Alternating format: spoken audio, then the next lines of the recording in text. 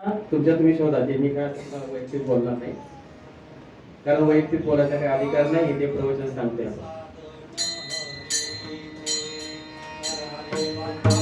No साधन करारे बापा नो साधन करारे बापा नो साधन साधन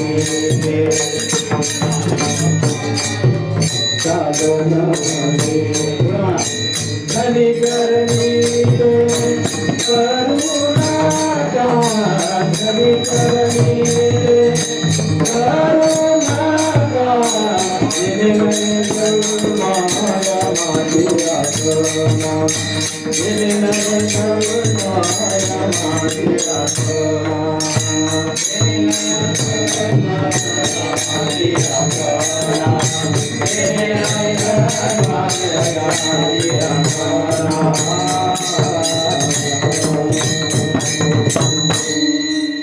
काय म्हणले महाराज? कोण म्हणतंय हे कोण म्हणतंय? हे नाही, हे पाटील नाही. एकनाथ महाराज म्हणतात हे बरं का. काय म्हणतात? करारे बाप्पानो साधन हरीचे. करतोय का आपण हरीचे साधन? काय साधन आहे ते? साधनही मिळालं नाही, साधन कळलंच नाही ना. मग ते साधन शोधण्यासाठी मी इथे आलोय मंदिरामध्ये. नवे नवे ते साधन शोधण्यासाठी मला हे साधन दिलंय. बोला, ते साधन शोधण्यासाठी हाच देह फक्त कामाचा आहे. बाकीचे देह काय कामाचे आहेत का? कोंबड्या पाळतात की नाही? जावाई आली गेली की पाळणारी कोंबडी, स्वयंपाक तयार आहे का नाही? सोडलंय का आपण ते? जिभीचे चोचले जोपर्यंत सुटत नाही तोपर्यंत देव कळत नाही. कोणत्या संतांनी खाल्लं, कोणत्या देवाने खाल्लं सांगा ना. नवे नवे देवीला सुद्धा चालत नाही ते. गाभाऱ्यामध्ये नैवेद्य तो चालत नाही, उमऱ्यावरच असतो. आणि तो खात कोण? कोणाला देतात तो बळी? त्या उमऱ्यावरच्या राक्षसाला, आहे की नाही? मग खात कोण? कोण आहे? आपण कोण आहे? म्हणून किती गंमत आहे बघा ना. शोधलंय का कुणी? राक्षसाच्या नावाने तुम्ही त्या उमऱ्यावर केले आणि खातो मात्र आपण. मग आपण कोण झालो? मग हे योग्य आहे का? हे योग्य आहे का सांगा? आणि असा जोपर्यंत योग्य आणि अयोग्य विचार करत नाही तोपर्यंत हे ऐकणं व्यर्थ आहे. संतांचे बोल तुमचे इकडून येतील आणि इकडून निघून जातील. सोनाराने फुंकले नळी निघून वारे तिकडे गेले, आम्हाला काय नको. कशा करता ऐकायचं? मग कशा करता 2 तास घालवायचे? कशा करता दिवसभर उपाशी राहायचं? आहेत का सगळे उपाशी आहेत का? उपाशी आहेत का? आज उपाशी आहेत का सगळे? कोणी बोलत नाहीत हे, कारण जेवण करून आले नसतील कदाचित. आरोप करते मी, पण इथे उभा राहिल्यावर बोलायचा तो अधिकार आहे. आणि जर उपाशी असले तर काय प्रश्नच येत नाही. कारण उपास असल्याशिवाय तुमचं शरीर, तुमचं मन एकाग्र होत नाही. जर खाऊन आला तर झोप येणार, खाऊन आला तर झोप येणार तुम्हाला. आणि मोकळा असेल तर मग प्रसन्न वाटेल. बघा ना, प्रयत्न तरी करा. काय प्रयत्न करा? काय तुझा जीव जातो एका दिशे, फराळाच्या मिशे धनी गेशी 15 दिवसा एक एकादशी. नाही का? काय तुझा जीव जातो एका. कुठं काय करतो? एवढं सांगितलंय त्यांनी, सांगून सुद्धा आपण ते करत नाही. नको म्हणते, आपल्याला जमत नाही. उपास म्हटलं की जमत नाही. कीर्तन झाल्यानंतर कीर्तन करायला एका माणसाला सांगितलं, ते त्यांच्या आई वडिलांनी सांगितलं, अहो आमच्या मुलाला काहीतरी सांगा. उपास करत नाही, काय नाही, नुसता खातो, नुसता खातो. आमचे पण एक नातेवाईक होते बरं का. दोघांमध्ये 1 किलो अंडा. शाळा 10वीची 12वीची आणि दोघंच खाणार. ते किती? 1 किलो. आणि ते खाल्ले की दुपारी तो अभ्यास करायचा म्हणून सेपरेट खोलीमध्ये जायचा अभ्यास करायला. अभ्यास होईल का सांगा तुम्ही? सापाने बिलकुंडी गिळल्यानंतर ते साप जसा एका ठिकाणी बसतो, त्याच्या अंगामध्ये काय तरतरी राहील का? झोपीच ना. 3 वर्ष 10वीत काढली. किती? 3 वर्ष. अभ्यासच होत नाही ना, कसा होणार अभ्यास? शुद्ध शाकाहारी जे तुमचं बुद्धी चालेल ते मांसाहारी चालणार नाही. हे कोणी लक्षात घेतलं पाहिजे अगोदर? आई बापाने. आणि आई बाप म्हणतात नाही नाही त्याचं वय काय आता असं आहे का, त्याचं खाय प्यायचं हे योग्य आहे का सांगा? कुठे गेला विषय माझा? विषय कुठे गेला?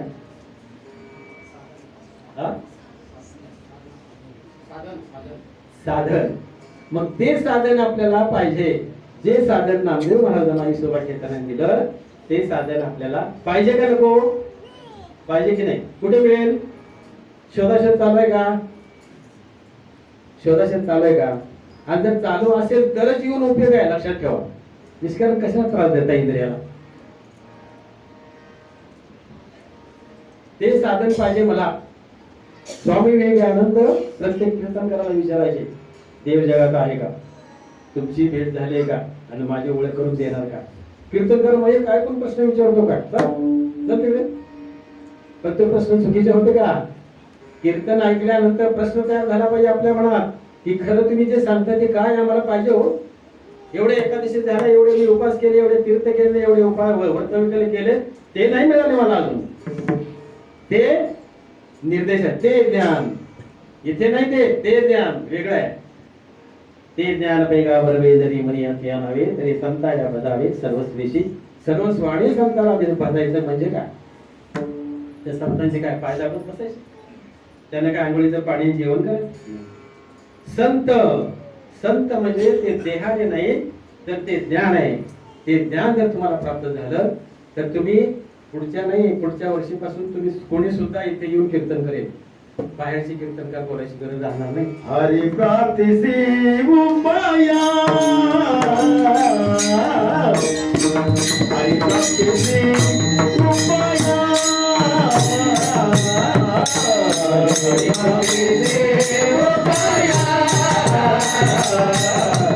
हरी प्राप्तीसी उपाया.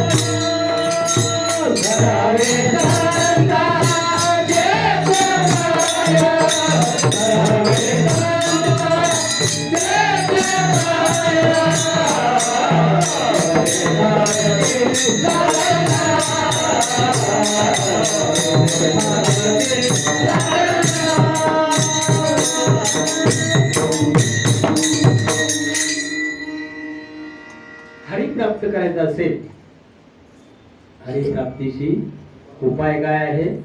धरावे संतांचे ते पाय. प्रश्न असा आहे की पहिल्यांदा हरी कोण आणि नंतर संत कोण आणि पाय म्हणजे काय? प्रमाण तर छान दिलं त्यांनी, पण तिन्ही गोष्टी अज्ञानात आहे. हरी म्हणजे कोणता, संत म्हणजे कोण आणि पाय म्हणजे कोणते? हे पाय नाही. त्यांनी दिलेले जे चरण आहे, पहिल्या चरणात काय म्हटलंय, दुसऱ्या चरणात काय म्हटलंय, चरणात शेवटचे चरण असं म्हणतो की आपण. चरण म्हणजे ते दिलेले चरण, दिलेले चरण.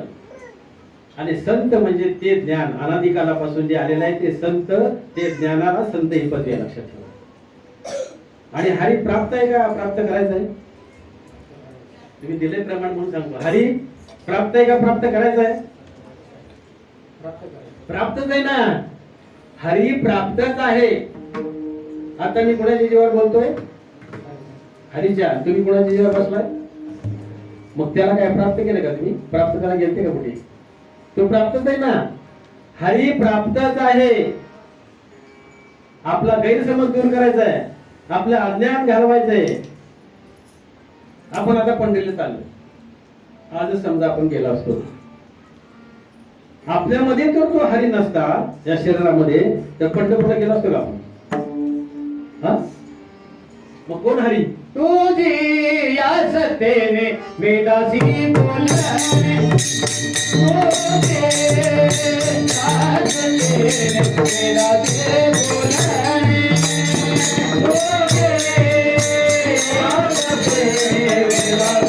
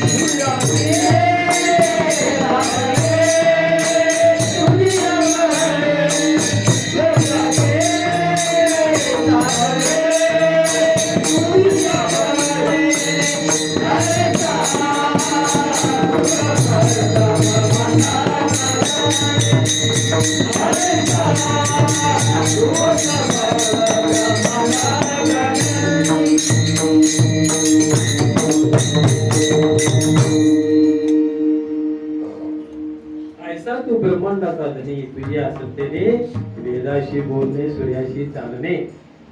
असा तो समर्थ आहे. कोण? तो देव, तो हरी. बर का? कुठे मुक्काम आहे त्याचा? मुक्काम पोस्ट, तालुका, जिल्हा पुणे. तो हरी कुठे आहे? प्रमाण जर झाले ना, मंडळाने सांगितलंय 11 पर्यंत कीर्तन चालू राहणार आहे. किती? 11 पर्यंत. चालेल ना? सर्वांना चालेल का? नाही, आमच्या मिस्टरांनी परमिशन नाही दिली. सांगितलं की 10 वाजले घरी पाहिजे म्हणले की नाही. प्रमाण जर जास्त दिले तर आपला वेळ कमी आहे. बरोबर 8ला सुरू व्हायला पाहिजे होतं कीर्तन.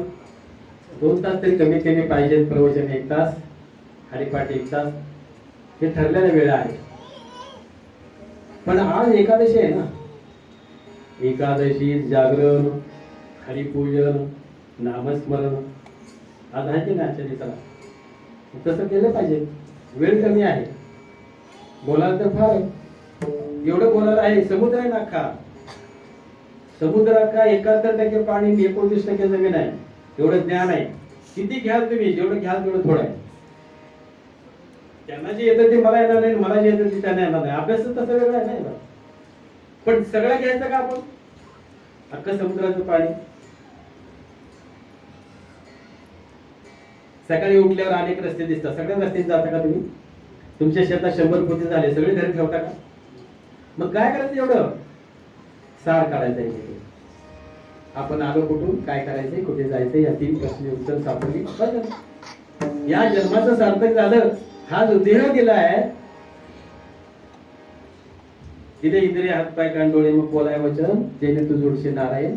या इंद्रियांचा वापर आपल्याला देवाची ओळख करण्याकरता, म्हणजे माझ्याजवळच तो आहे त्याची ओळख होण्याकरता दिलं हे. आपण त्याचा वापर करतो का? त्याची ओळख करतो का? नाही. एक प्लॉट झाला. आता दुसऱ्या मुलाला दुसरा घ्यायचा. जावायला अजून जावई आमचे भाडेतरी खोलीवर राहतात, त्यांना पण मिळाला पाहिजे. हीच ओढ आहे ना आपली. देवाची ओढ आहे का कोणाला? भाग झालं म्हटलं. आता फक्त देवाशिवाय काहीच नाही. देवाशिवाय आता काय करायचं नाही. सगळं झालं. आता मुलांना झालं, मुलींना झालं, जावई झालं, सगळं. आता मात्र फक्त देव आणि मी. झाले का अशी कोणाची तयारी? सांगा. आणि व्हायला पाहिजे का नको? प्रपंचात काय आहे? ह्या दुःखरूपी संसारामध्ये आहे काय? म्हणून कीर्तन